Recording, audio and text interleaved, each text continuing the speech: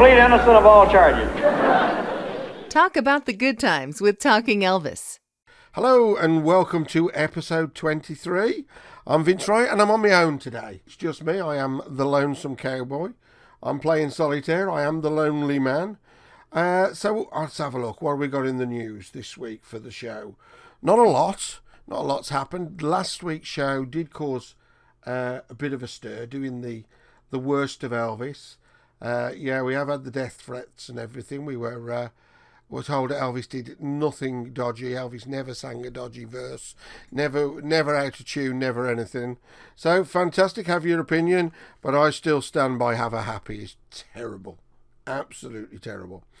Also, we're still looking for information for our ETA show, for the tribute show, trying to get a full look at every which way of the industry that is Elvis tributes or impersonations or whatever you want to call it.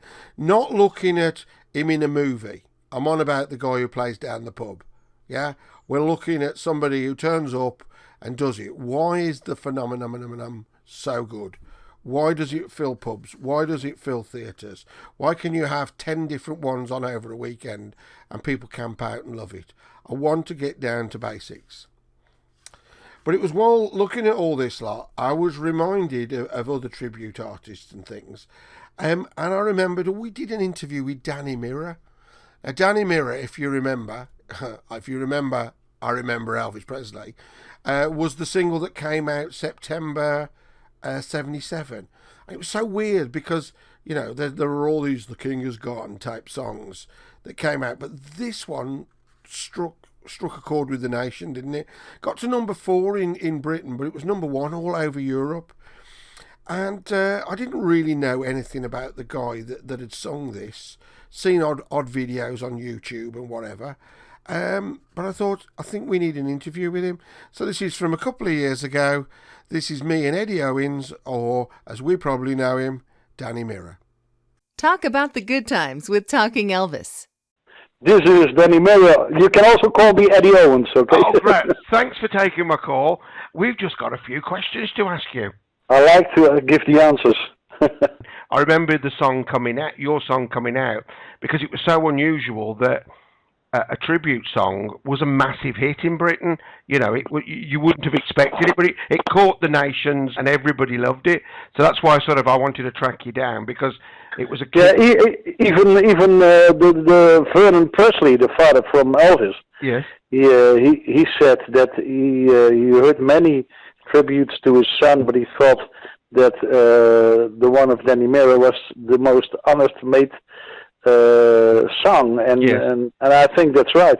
It started when I was 17 as a singer, and then I became successful as a producer and a songwriter. I wrote hundreds of hits for people all over the world, for Al Martino, for Petula Clark. I worked with Brotherhood of Man, Middle of the Road. I worked with so many artists, and I won the Eurovision twice. And so, I mean, I really always loved to sing, but I was so busy with producing other artists and writing for other artists. I was producing a group, maybe you heard about it. I also made a top 10 record with them in England, in the UK, Ding a Dong. Oh, yes. I wrote that song in 75, was the winning Eurovision song. And in 77, I was making the 3rd or the 4th album with the group. And I came at home late at night, and I put on the radio. My wife was sleeping, and it was so strange because, you know, in 77, they didn't play a lot of Elvis records on the radio. You know, it was a bit quiet around Elvis. And I heard Elvis and Elvis and Elvis, and I thought, okay, maybe they make a special. And then suddenly they said, this program is specially dedicated, is changed our programming because Elvis Presley died. And I was really, what? You know, I'm a musician, and I always have some people, I have the idea, maybe it's stupid, but they cannot die, in my opinion, you know? Yes. Elvis Presley, John Lennon dying? That's not possible, you know? So I was really in a shock. And I wake up for a few hours listening to Presley and listening to radio, English radio, and Dutch radio, and other countries. And then I had to go to bed. I sleep just a few hours, and in the morning I had to go to the studio to continue the work with Tichin. And on my way to the studio, I was driving to a big international bookshop. Yeah. So I bought a lot of English and German and French newspapers, and it was everywhere. It was on the front page. And it's really, my whole world was turning around, you know. It was so strange. But still I had to produce the group. So the whole morning I was talking with the group about Elvis, and then it was terrible. And then we had a lunch break. I went into the studio, in the big studio, and went out of the control room. And just for myself, I was sitting on the piano, and I was so emotional. I had not the idea to record it. I was sitting on the piano, and I played for myself. I remember Elvis Presley, and it came at once, you know. Yes. And then I looked at my watch, and I thought, oh, we have to continue. And I turned around, and I didn't know that the group was standing behind me. You know, they heard it, and they said that this is beautiful. You have to record it. So we went the whole afternoon. We went in discussion because I didn't want to do it in the first place, not because it was not true, but I was a bit scared that maybe people thought that I would make the record for the money, you know. Yeah. And we didn't even have time enough to continue with the production of the album from Tichin. We really were talking the whole afternoon, doing it yes, doing it no. There was a guy somewhere in the 60s, and he won the competition of being the Dutch Elvis. and as I said, let me try to find that guy and then record it with him, you know. And everybody said, no, you have to sing it, and so on and so on. And then we couldn't find the guy. And then I said, okay, but before I said yes, I call the Dutch Elvis Presley fan club and invite them to come to the studio. I play it at the piano, I sing it for them, and they make the decision. Yes. You know, if they think it's false, it's not correct, it's not honest, which it was honest, you know. But I was scared, you know, that I'm a successful singer and a producer and a DJ, and in the first place I want to record a song, but I simply was scared about the reactions that a lot of people maybe could see it in a wrong way, you know. Yes. And then the fan club came to the studio the same afternoon, the end of the day, and I sang it for them at the piano, and they started crying, you know, and they said, you have to record it. And the rest is history. Absolutely. I'm Justin Gosman. And I'm Gurdeep Ladar from the TCB cast. And you're listening to the Talking Elvis podcast. It's a hot time in Florida. Rainy night in Georgia.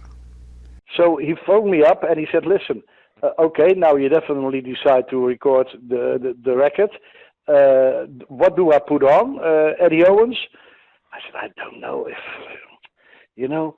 And then I remember out of a movie from Elvis Presley that he played Danny Fisher. Yes, King Creole. You know, yes. King Creole, yes, King Creole. And I said, Danny is a good name, you know. Let me take Danny, but not Danny Fisher. And it is a very strange story. At the moment he called me about the name because they wanted to press the labels and so on, and the record was not even recorded. I was standing there in that office and I was looking in the mirror. You know, I said, oh, come on, call it Danny Mirror, you know. That was the whole story. So did the original version that you put out over there, did that have a Dutch DJ at the start? Because we had we had a problem. You had a problem. Two things. I decided to make an intro and telling Los Ladder on the radio, you know, and then put in the voice of a DJ, because that was very close to my experience the night before, you know. I think a lot of people's experience was like that. Yeah.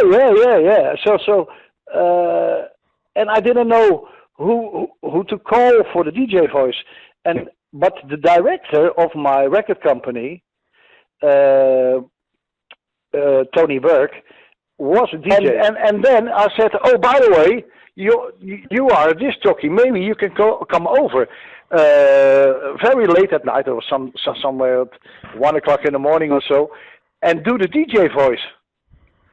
You know, but the thing is that the evening before, I heard a very emotional Tony Prince on the radio. Yes. You know, and then the record became a world hit. And then my record company here sent it to the record company in the UK, who really loved it. And Stone. Yeah. I think they're not there anymore. But then they said we like to ask Tony, and Tony said, "Oh no, it's not a question asking me. I love to do that, you know." Brilliant. So we recorded the part of the Dutch DJ again in the CTS studio in London. Oh right, that's great. Yeah, that little part. And Tony and I became very close friends. We had a lot of adventures after the success in England and in the other territories. Oh, and he is really a very, very, very big Elvis Presley fan. Yeah, we've had him over at some of the conventions over here, so I'm always keen to have heard what he said over the years, because I've always attended the conventions as much as I could. Did some work with the Jordanaires. How did that come about? There was somebody in the record company who had contact with people in America, and he spoke to one of, or maybe to all the Jordanaires, and he played them some few songs, and they said this guy is a good singer. It sounds honest, you know. And then it came back to me, and then we started having contact. So we did that album in Hawaii, 50 Times the King, which was very successful. 10 medleys from Elvis songs. That was good. And I swear, before I start recording the album, I never listened to the versions of Elvis. I just did it how I felt it, you know. Yeah. Oh, right. Yes. And I was really crying because I became very close friends with the Jordanaires, and when we were ready, they were there for a week or so because we did 50 songs, and very, very nice guys. I did some TV shows also with them, and they wrote me a letter, and I really thought, you know, what are they writing me? I have it somewhere here. Let me see. They wrote me a letter.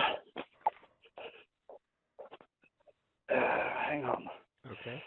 Because I'm in the middle of my show.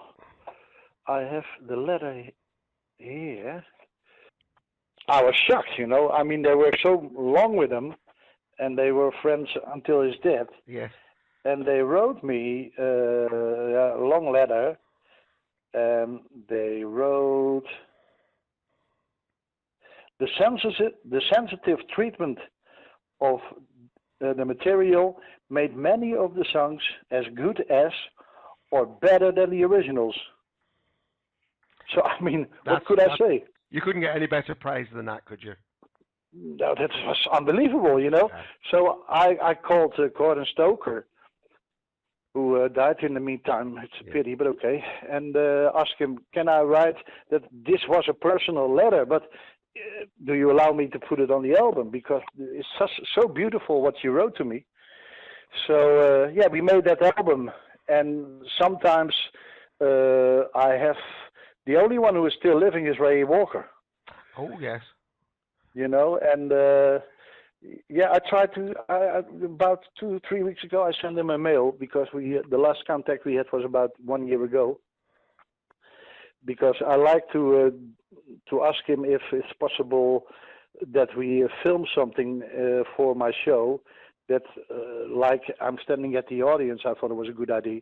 Standing at the audience, at the stage with my show, and tell the audience that I have a direct line with Ray Walker, which is not true, but it's a show, Yes. And then I talk with Ray, and like we have a direct connection, That would be funny, yes. But I don't know because but he I don't know how his health is now, Yes. Well, we're all getting old, aren't we? Sorry? Everybody's getting older. Yes, it's been but I mean, time. yeah. No, he was. I think he was the youngest from the Jordanaires. I can't remember. Because I mean, I was 8 years old when I saw Gordon and Neil already in the movies from Elvis, Yes. Yeah. And they were already had a high age when we did that album in at Hawaii. Yes.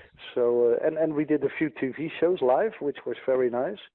And we did in England a lot of BBC radio shows with Gordon. So the contact was fantastic, and it was a dream come true. I mean, I was a very young kid, and I really was collecting money every week to go to the movie to see the new Presley. To see the new Presley movie. And in the first movies, many times the Jordanaires also were a part of it. And suddenly I was there, and the Jordanaires came to make an album with me. That was a very nice experience. That's surreal, that is, isn't it? Surreal. Yeah. Oh, that's wonderful. I'm sitting here working on my new theatre show. Oh, excellent. What's this then? What's the plan? I'm starting next year, but we're doing 10 tryouts starting in August. Big theatres with 16 musicians in the band. Oh, nice. And some guest artists. So it's a lot of work. I work because I do also some writing stuff for my songs and my production work. So every day I'm sitting a few hours to write on. Excellent. And will that be all over Europe, or will that just be? I don't know. It's a show that starts. It definitely starts next year on the 16th of August, and then we're doing 40, 50, 60 shows. Right. Probably all around Europe. It's my agent who's doing that. But brilliant. I love to do let's say a couple of tryouts, and we're doing this summer, August and September. And the enthusiastic is everybody really they try to sell tickets already, but we want to do. I want to do 8 or 10 big shows. And then after the shows, I know exactly what we have to change for the definite show next year. So see it as tryouts. Yeah, and is that as Danny Mirror or as Eddie? Is it? Sorry, can you say that again? Will that be under the name of Danny Mirror or? Yeah, I mean that's all. That was always a problem, The poster. I don't know if you also are at my Facebook.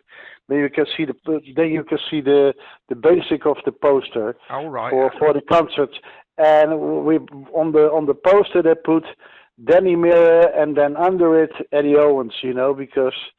That was always a mixture, If I'm doing an interview, one is calling me Danny and the other one is calling me Eddie, That's brilliant. I made the I Remember Elvis Presley record sold about 2.5, 3 million records all over the world, and then I mean I get offers for concerts and. But they asked me to put on how you call it in English. I forget the word. Put hair at my head like Elvis, Yes. how you call it? I like the quiff and yeah. Yeah. Most of the personators using that, Yeah. But I hate it. Yeah. I always said, listen, I'm a fan of Elvis Presley. I adore him, and I can put on a hair like he has, and I could put on a white suit like he has, with stones and glitter and everything. Yes. But there never will be one. I don't understand it. They invite me many times to come to Elvis musicals and shows. And I can understand, there are sometimes thousands of people in the hall, and they start screaming and shouting when a guy comes up who looks like Elvis, and it's for me it's a bit strange. Yeah, I'm not a big fan of that at all. Yeah. No, and they offer me really, I'm talking about 20, 30, 40, sometimes $50,000 to do a concert in that way, But then I had to put on the hair, a suit, and I always said, if I ever gonna do it, which I'm gonna do now, I do it just as my own. Yeah. As a fan. I'm writing the lyrics now for the show, and in the beginning of the show, I'm also saying that don't expect a impersonator. Most of the audience know me, but I'm just like you. That's a perfect way of looking at it. You're just like us, and it comes through as that. You hear that record, and it's a real fan. It's not somebody just marketing it. Yeah. I never. To be honest, I never expected that success. It was so huge, and with the social networks the last years, that's very strange to me because I never thought about that. There's a new generation who find my song at YouTube. So no, that's really strange. I get letters from people out of England, out of Scandinavia, out of America, every territory. Guys from 16, 17, 18, 19 years old who writing me.